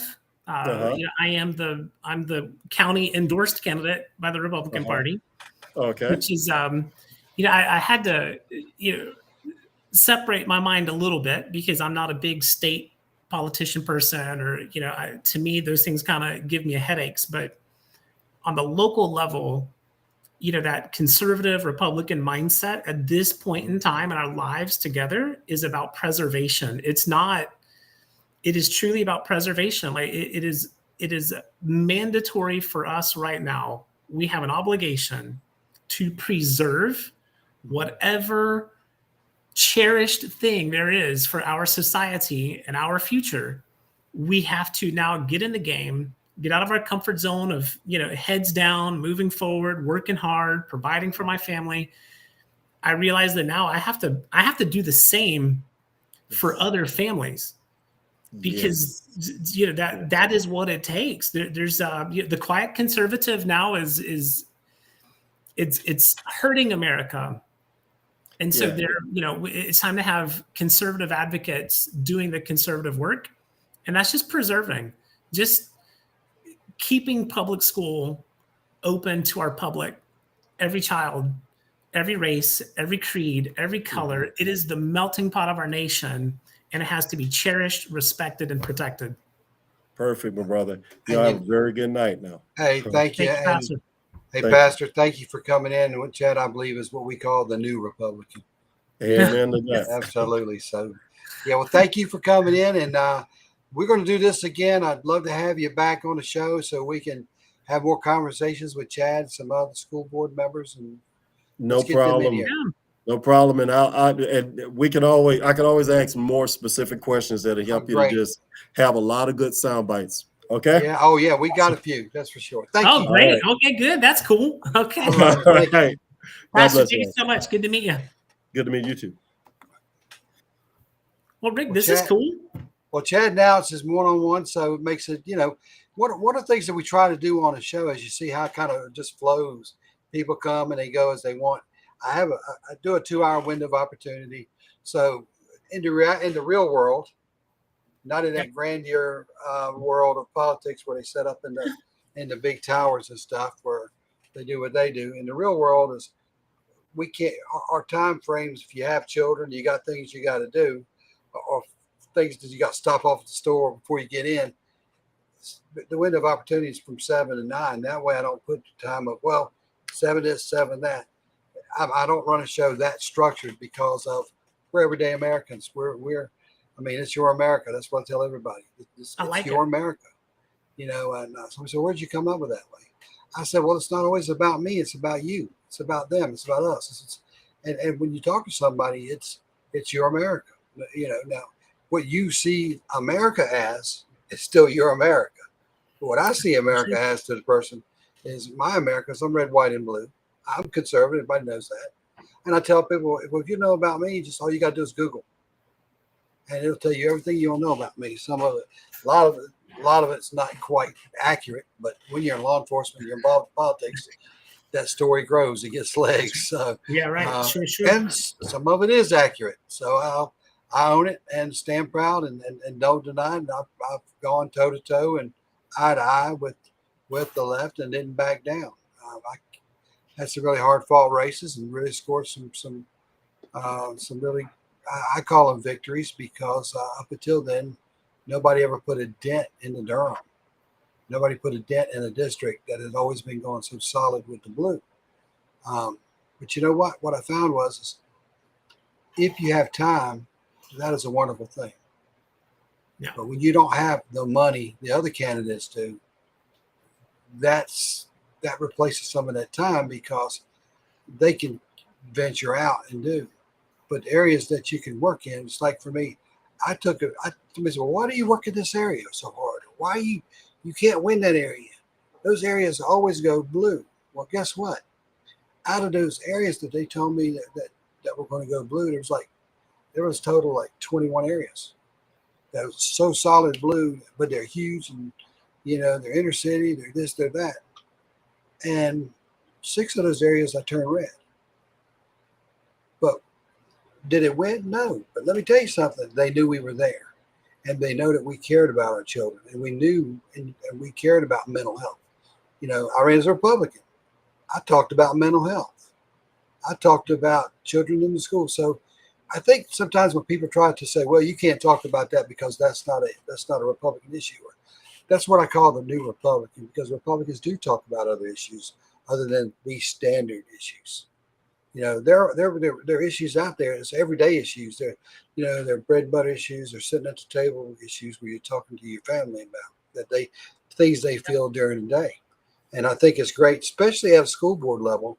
People don't understand how significant a school board position really is, because what do? They deal with your children.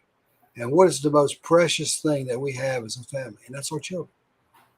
I commend you for running for the school board, because people don't realize the effort and the time and the reward if you win is so much great, because you have a say-so in there.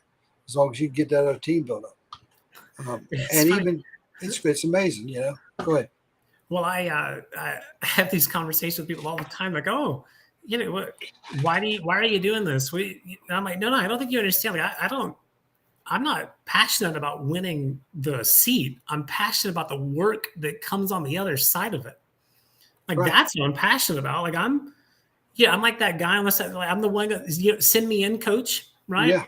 Like, it's time. It is time to take a chance. It's time to put something different on our school board. It is time to send me in so I can go to work. That's it. So it's crazy. A lot of people, they want to win. It's about winning. I'm like, okay, well, that's wonderful. That's great. But I have been educating myself, Rick, for the last year strong. I bet I have shortened my learning curve leaps and bounds above even the Democrat who's running. I'm willing to bet that I'm ahead of him as far as understanding how to navigate policy, get policy across the board, and how to actually advocate for positive change for students. I mean, I'm excited about the work.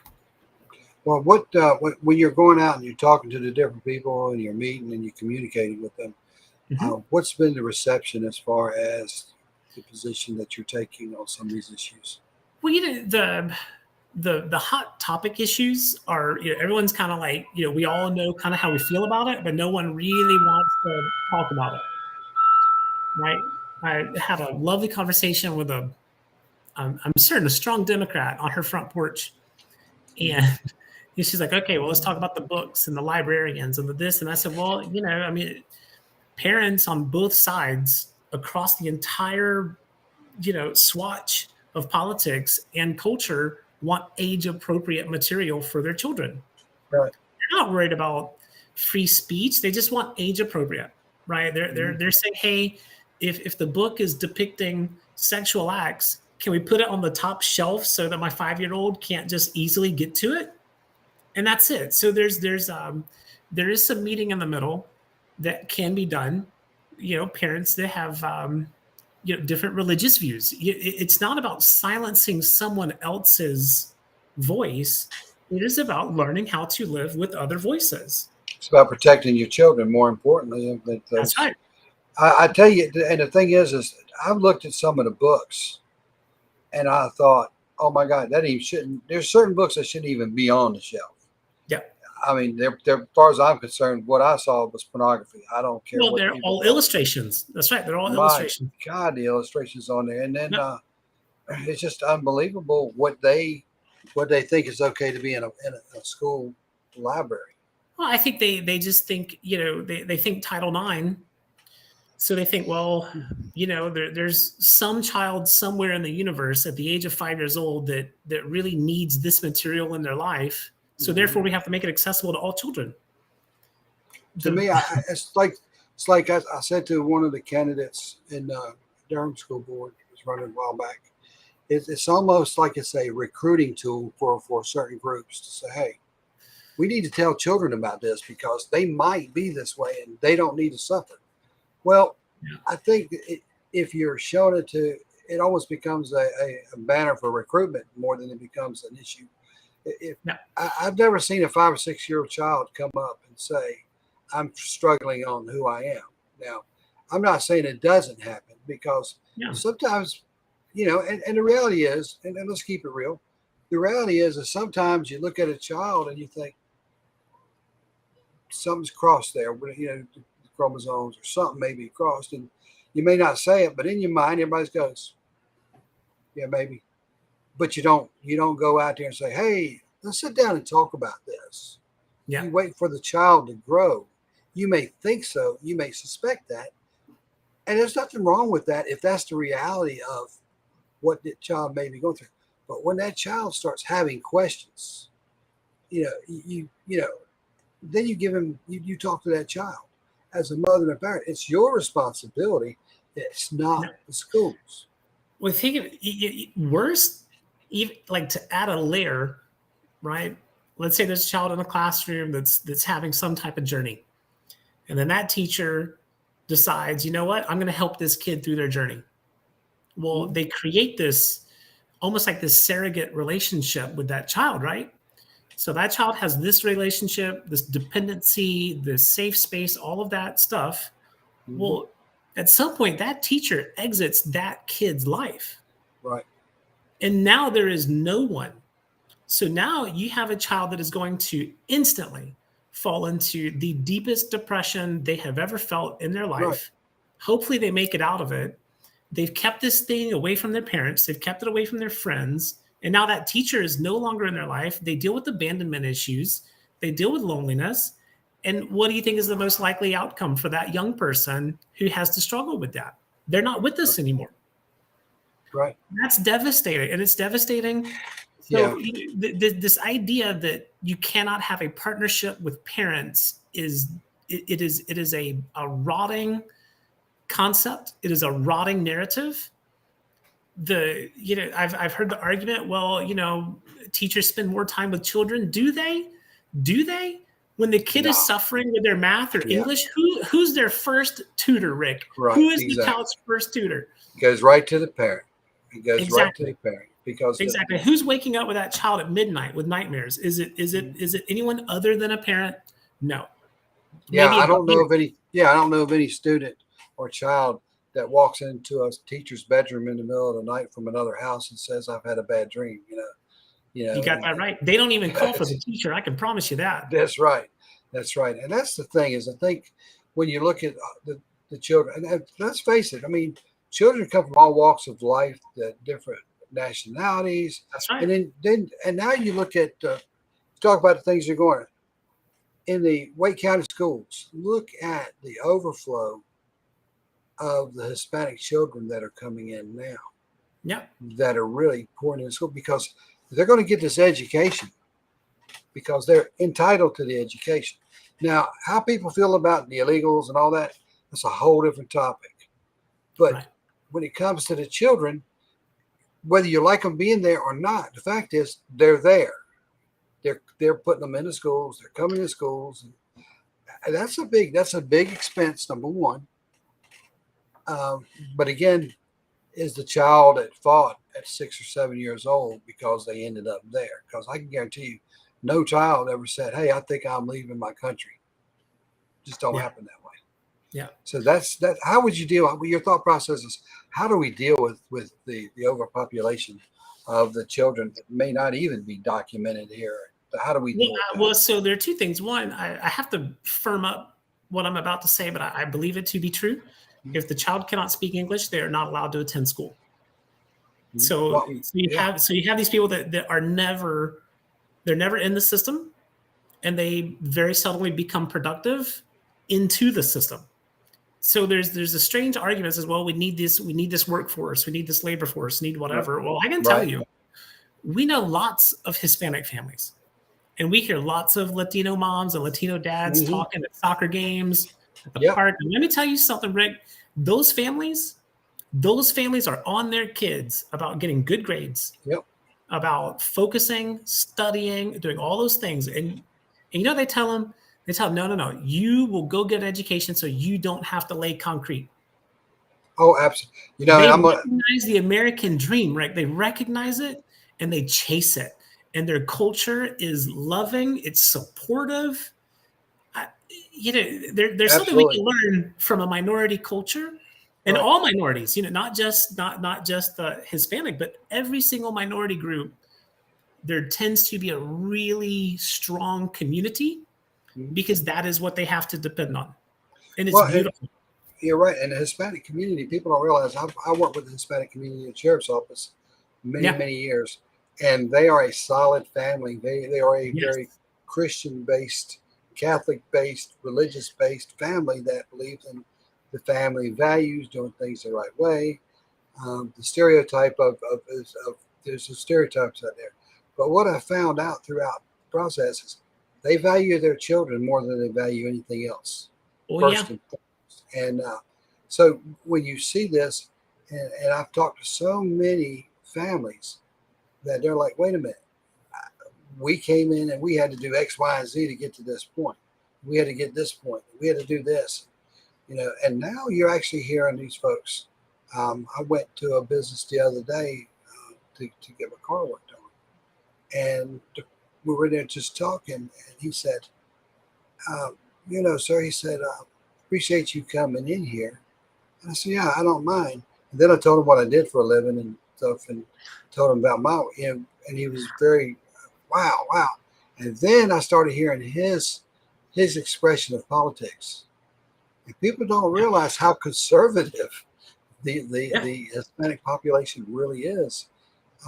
If they have a business, their families are in school, they're thriving and they're doing great things.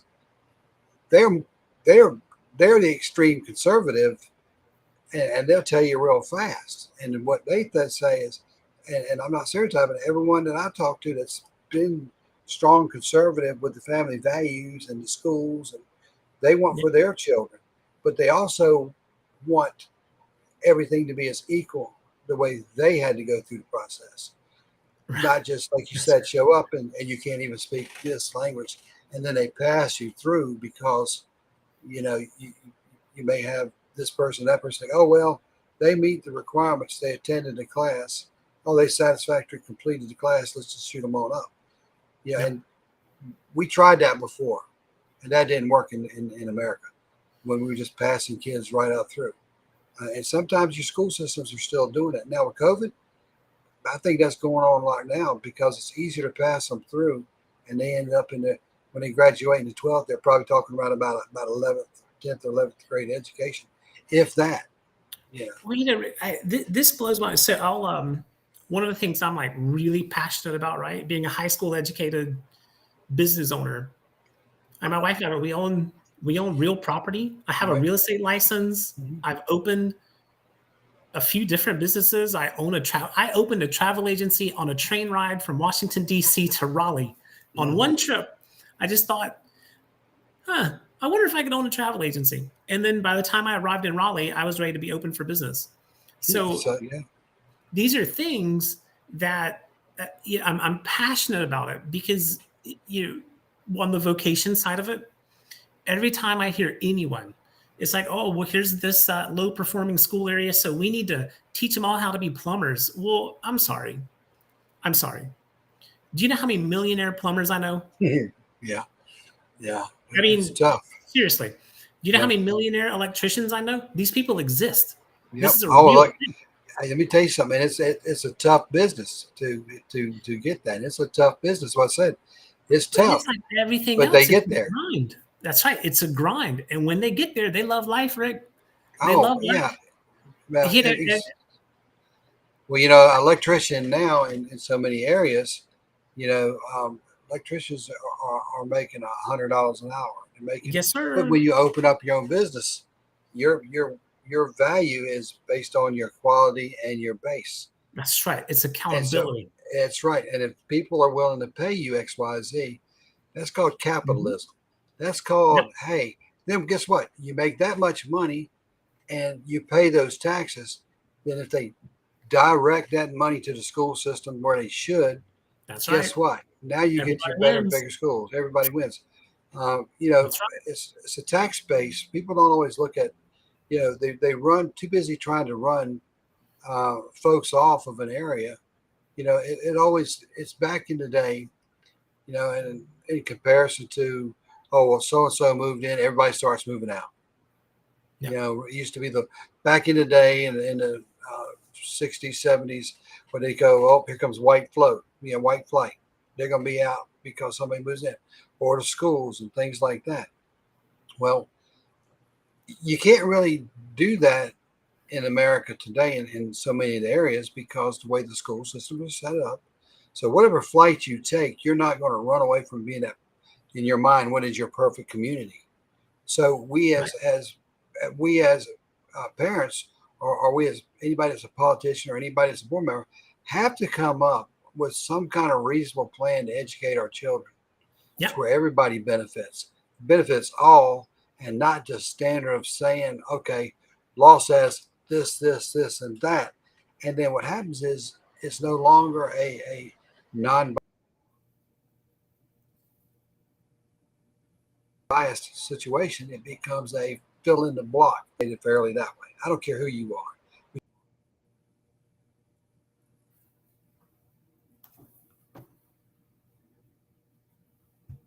It was only says, okay, you're getting it free. On the other side, privilege says, oh, okay, you're getting it free. So when you look at it, it's the entitlement versus privilege. Kind of the same thing when you talk about it, but the entitlement comes from you're entitled to it, i.e., by the letter of the law, or you're entitled to it based on where you live, based on your ethnicity, or whatever it is, or based on, it doesn't matter. There's so many things that can say you're entitled to this, you're entitled to this right or this protection. But when you look at it, we don't have entitlement for children. We have entitlement for teachers' school unions. We have a lot of that, or not to the child. I always said that children, if they had as much protection in place to protect them as the school system has in place to protect them, we'd be the strongest, most educated society in this world. So that's my thoughts, but yeah. No, I think you're right. I think you're right. I'm gonna double back on that whole growth access for our kids. September 28th, and I'll send you the thing, and I hope you'll share it with your listeners and post it everywhere. But we're going to be at the City Club in downtown Raleigh, and we have a panel, and we're discussing how to modernize vocational skills and access for Wake County Public School students. Mm-hmm. That's our whole mission in life. So on this panel, I'll be hosting. We have a guy who is doing Department of Defense high-end computer coding right now. Didn't make it through college. Actually became a plumber. Great story. Great story. Fell out of love with plumbing, got into iOS, and is now actually creating an educational platform for people who want to gain that access without having to go to a $60,000 a year college to get a job that on the other side of it might bring them $75,000, $80,000 much earlier in life. Oh, yeah. Have another guy who owns a esports video game company in Cary. He's going to be on the panel. And then I have another guy who owns a marketing company and does game development. And then I have another a brilliant lady who's going to be on the panel. I can't name the company she works for yet. We're getting permission now, but she'll be there. And her company utilizes nothing but 3D imaging, 3D scanning, and 3D printing. Right. So that's our panel, and we're going to present. Here is where we want to go, so that we can re-envision vocation, modernize it, so that our youth will be excited about it. It's Right. not just, oh, you're not the brightest in, reading, so you need to go do that. No, no, no, no, Right. no, no. Right. This is an opportunity for you to make yourself into who you want to be, despite what the system says about you. That's what I stand for, and that's the track. I want our kids to have more empowerment on the back end of that grade 12, Mhm. and that'll, I am convinced it'll fix so many things in our society, our country, our politics, all of it. And I think as long as we can put the right people in the right place, Yes, sir. as long as we can do that. If not, then what happens is you're just a bad old capitalist trying to take everybody's money, and you need to give it back. And that's what that would be the stereotyping of success in America. It's not about what a child does. It's not about the hard things that a child may go through it, and how that child grows up to be a corporation, a president of a corporation somewhere, who's never had the big college education. And nothing wrong with the education by no means, Of but course. you take a child who just doesn't want to do it, doesn't have the desire to do it, but as sharp as a tack and as brilliant, he can make his own way or her own way to the Yep. top. How do you throw that out? I mean, is that any less value? No, that's just Well, the path that they went. that's Common Core, right there. Right. Common Core. Yeah. It was designed, to prevent kids from falling behind. And what we have now is we have more kids falling behind, and we've restricted any advancement. Yeah. That is what we've done. Yeah. In the world of finance, we would call that pay compression. You don't. It's a major compression issue. Nothing advanced. People get a pay raise, but the people at the bottom just drop more, and it just right. before you know, and it never catches up with each other. Like you said, it gets to a point to where nobody benefits except for those who have accomplished the least, by keeping those who are trying to accomplish the most. We've gone from a society that will reward independent thinking to a society now that challenges independent thinking and requires you to think like the government. If the government wanted you to think, they would have issued you the brain, not God, see. And they don't want you to think. It's kind of off of it. It's kind of like this, guns in schools, guns here, guns there. They don't want guns. They don't want guns, right? And I think Lieutenant Governor Mark Robinson says it the best. You see these liberals, they don't want guns. You don't want your guns. They don't want guns. Don't take guns. You can't have guns. But guess what? You know why you can't get at the guns? It's because they want to take your guns. They want all the guns. So, and the same thing as we were talking, you can't get an education. They won't allow you to do X, Y, Z, but they want all the education. That's right. As it doesn't make, so no matter what you apply it to, the standard is across the board on everything. And that's a strategy. That is a left strategy that's always been there. And up until recently, and if I say it like this, up until 2016, up until we had another president, we didn't realize, I did, because I saw it in the school systems where I kept trying to tell people, watch out for the Antifa group. That's a strange group. When you start seeing Antifa T-shirts in high school in 2012, and then you look up at what it is, but then you hear what they tell you it is, and everything was anti-government. You're thinking, these kids don't know what you're talking about. And then in 2014, all of a sudden now it takes over a whole thing. And then you find out they're secretly recruiting in all your coffee shops, no matter what high-end, Starbucks, places like that. Why? Because it would be the most least suspecting place to see somebody. And that's how they built their issues. Well, people do that for many reasons, using various ways and locations and various people to build the same concept for other issues, because they can recruit these issues, build it, and before you know it, it's too strong, and now you got to fight it from the bottom up instead of being there to meet it head on. And I think so many times in our school systems, parents, up until recently, until we had our children being taught at home, did not know what was really going on in the schools. We thought they were going to go in there learning about George Washington and all the things about Valley Forge and how they were learning their math. I sat down with folks that do the math now, and I'm looking. Wait a minute, what direction are you going in with that math? And it looks like it's 20 more steps to get there when they only needed 3 steps in the first place. And I'm thinking, why would you teach a child 20 steps to get that math problem right, as opposed to the 3 normal steps that the average person can do? Yeah.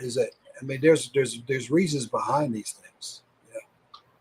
Well, I think one of the topical reason, and a lot of when you get into the policies, a lot of these changes, the first 2 or 3 sentences, you're like, oh, okay, that sounds nice. It sounds like compassion. It sounds like we're, watching out for our fellow man. And then you have to, it's almost like headline news, right? You hear the thing and it says, oh, new math going to help elevate low performing students. Oh, that sounds great. And then you get into it, you start reading it and you go, oh, okay. They're going to make it to the lowest denominator so that we have no high performers and no one able to excel through the curriculum because they're all learning this convoluted system where you got to take a block and break it up and put it together and do those things. I'm like, no, just write the numbers on paper and let's just add them up and let's go. Right. Lower the standards. So you lower the standards, you equal the system. I mean, it's kind of like, you bring it down and finally you're in this little level there. But the standard was up here, but now the standard is here. And you know who's laughing more than anybody? The world. People in China, because their standard stays up here. And they have a very vigorous process for their education.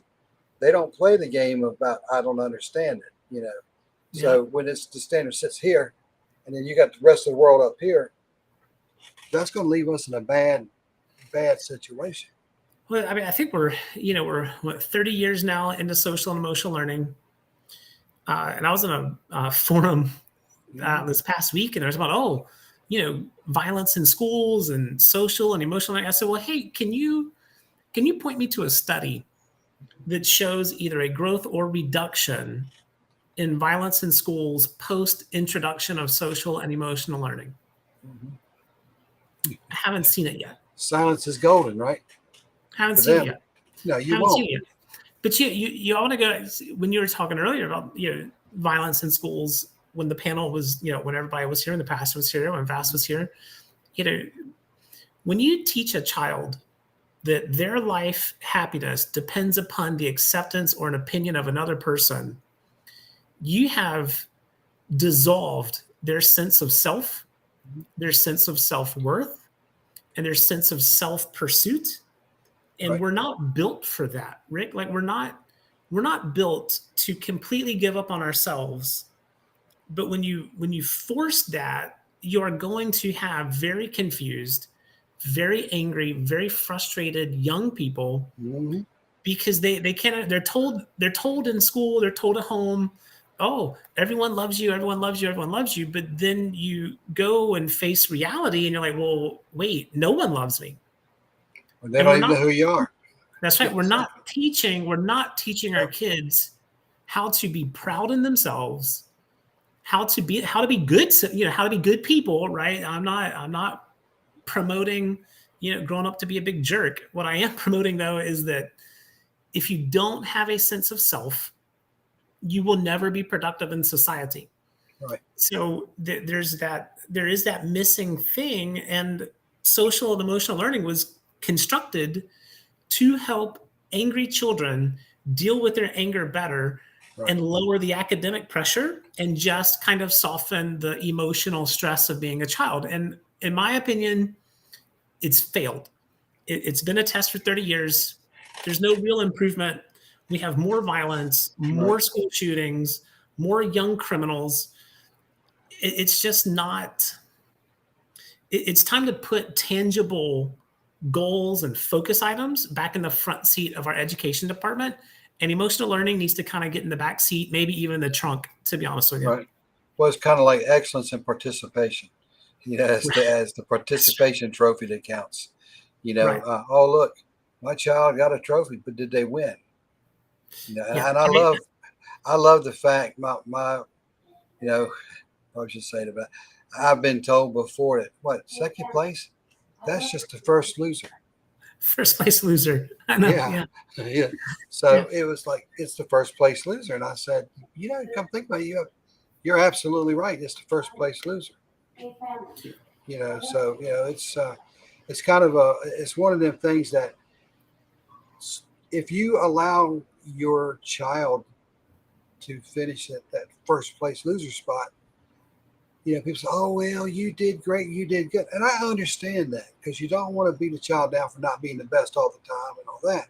Yeah. But you gotta want to give them enough incentive to want to win, and then teach them how to lose gracefully That's right. and how to come back and win again and not give up. So it's not about being a participant. It's about if you're going to be a participant, you know, you've got to put something behind that. You can't, you know, Right. you got to have a purpose behind it. I can participate every day and lose, but as long as I'm giving my best and I'm learning something by it, and face it, we may not do everything perfect, but you just can't say, "Oh, all I got to do is be there." Because if you take that in life, that's not going to work. Yes. I've, you know, I taught people how to ballroom dance half my life. Mhm. And I was, well, still am pretty competitive, but I've trained some of our top competitors in our country. And one of the very first things when I take a student or a client on and we start talking about competitive sport, I tell them, I go, okay, here's the number one lesson you have to know and you have to understand. The only person you compete against is yourself. Mhm. And that's it. You're going to win some, you're going to lose some. You push yourself, you support yourself, you put the work in, and then you know what? You let the chips fall where they fall because you're not going to win every day. Live to Right? fight another day. That's right. And so my clients, they would typically win and they would win really top awards, but they won because, well, you know, the training was pretty good. I'm not going to, you know, I won't be shy about that. The training was Oh pretty yeah, good, but they understood the concept that we're not going to worry about how someone else performs. We're going to put on our own show and Mhm. let people look in on us and determine whether or not we get first place. Right. And that was it. And we won lots. And it was But fantastic.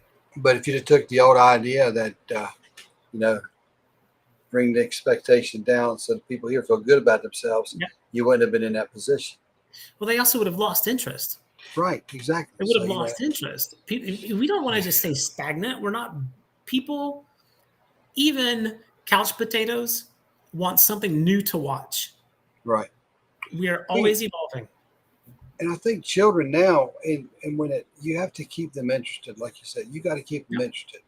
And I don't care what grade they're in. If they're not interested, they're not learning. You know, Mhm. I mean, being interested costs a child absolutely nothing. Right. You know, being curious, which is what children are.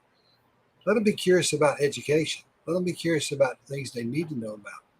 Yeah. Yeah, and that's the thing is, we're talking reading, writing, arithmetic. We're talking about history.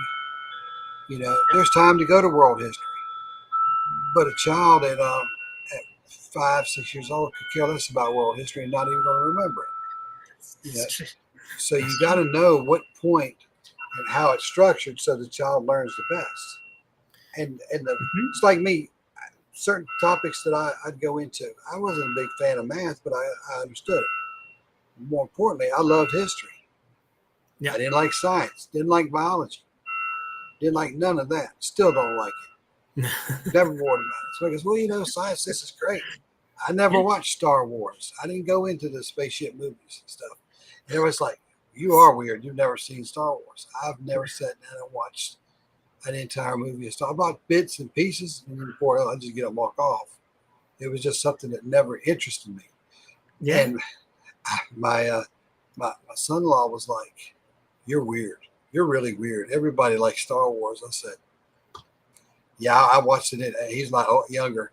I said, "Well, I was watching it before you were even born, so yeah, I was watching it the old style stuff." But the reality is, it's that interest that you have. Things do change. Things are changing. That's right. Whatever it is.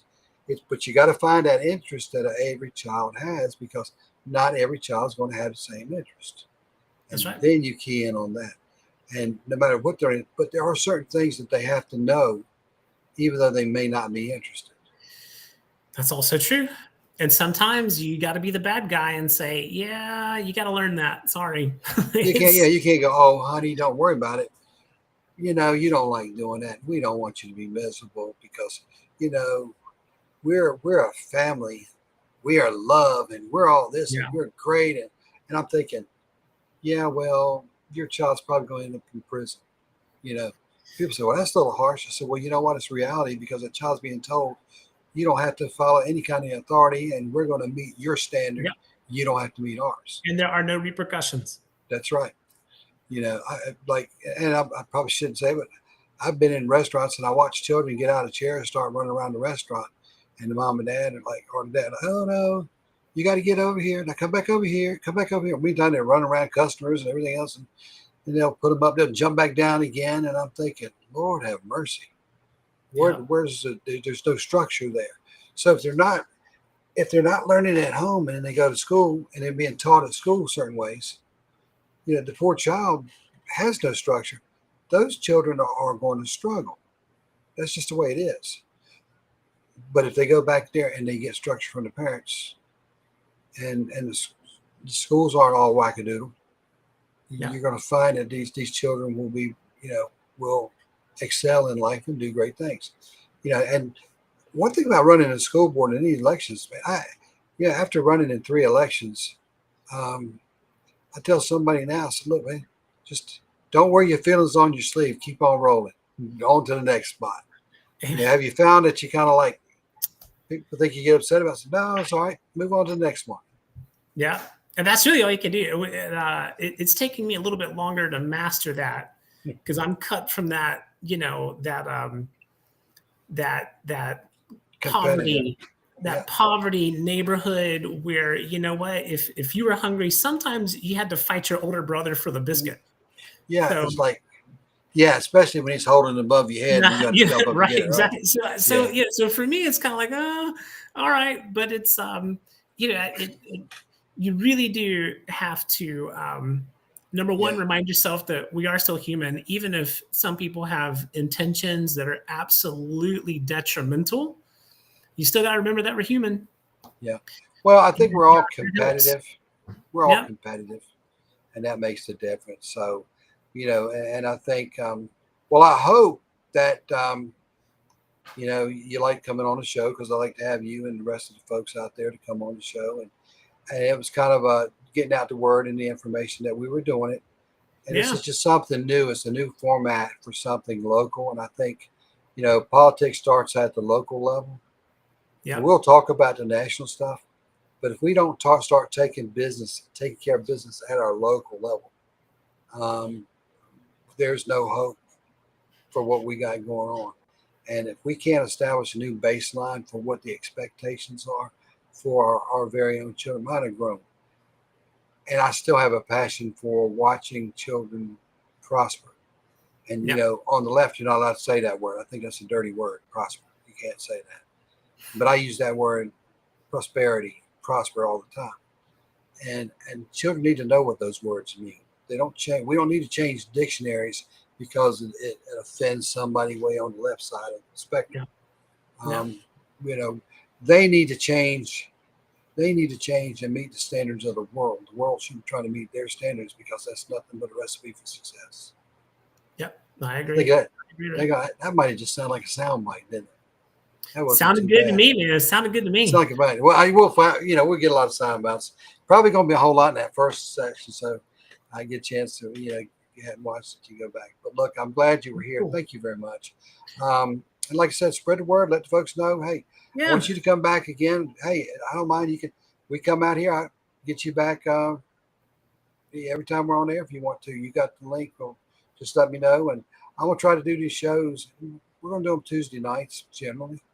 And we may pop in a show on a Thursday night or something. And if I have enough that want to get on here and talk about some of the issues that are going on as a school board, what would you do I'd like to have as many on here to find out what the entire school board would actually do if every one of y'all from the GOP side won.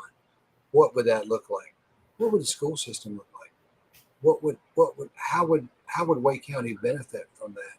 Yeah. Because I think that the bigger picture is if everybody got in that's running from the GOP side, what would the education and what would Wake County schools look like?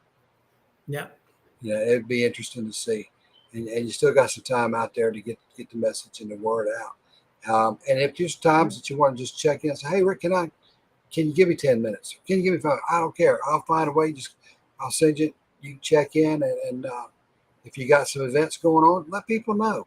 I mean, that's, I'm not going to pretend that I'm going to go out there and even look at saying I'm going to go out and endorse candidates from the left and all this kind of stuff, because I can't get them. If they're not willing to come talk, they're not willing to stand up. They don't have a record. They don't want anything tangible, Rick. Right. Anything tangible totally freaks them out. Yeah, right. Because then you can hold them accountable. But I like the people who are willing to own it. Well, awesome. I've got to get moving into like dad mode. And I understand. Brother, this is fantastic. And, thank you so much for the invite. And absolutely. Well, this will I'll be in touch going September 28th. I'll send you the graphic, and please post it out, man, because I think it's going to be a great night. It'll be a lot of energy. It'll be inspiring, and it'll be a chance. I'll be raising a little bit of money too, but that's more of a cost covering concern than a campaigning concern. But that's what you got to do it anyway. That's what the campaigning is about. That's true. Never be embarrassed to ask for the money, because when you don't ask for it, the left does. I guess that's true. If you're not asking for it, somebody else on the left's going to get it. So make sure you get it first, because reality is, it is what it is, and politics suck. But you know what? I tell everybody, what's the term? Poly everywhere, right? Poly everywhere. Ticks, bloodsuckers. Politics everywhere, bloodsuckers. And everybody says, what? I said, I'm not talking about politicians. I'm talking about politics itself. It's a tough business. Yeah. And you got to wear it on your sleeve. And I say that, and I say that to be funny. But if you think about it, it's very draining. Politics can be very draining. It is. But you know what? I applaud you for doing it. Been there, done that. Thank you for stopping in. I hope this has been enjoyable for you. Thank you. Nice. And as you see, the tough questions, like they were legit questions. So I like that, because so few people even ask a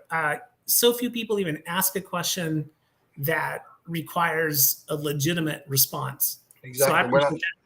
We're not going to ask you fluff questions. We're going to ask you real questions about real issues. So we're going to be posting this. You'll see this feed go up. So feel free to share it with anybody and let everybody else see it. Again, thank you for stopping in. And like I said, I always tell everybody, says, well, I always wanted my own show. So when I say the Rick Padgett Show, I'm like, but I like what it says more than anything. It's your America. Thank you for being here. I love it. And thank you for talking about it. And we'll see you next time around. Thank you very much. Yes, sir. Thanks, Rick. Take care.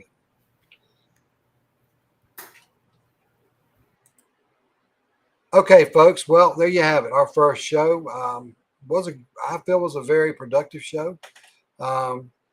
As you can see behind me, I'm in my little makeshift office up here, and it's just, I usually can have some backgrounds back up there, but I keep it real. It is what it is, and it's reality. But hey, here we go. We're out there. We're going to send a message. We're going to take the message to you, the local folks. We'll talk to people all throughout the world that want to listen to this.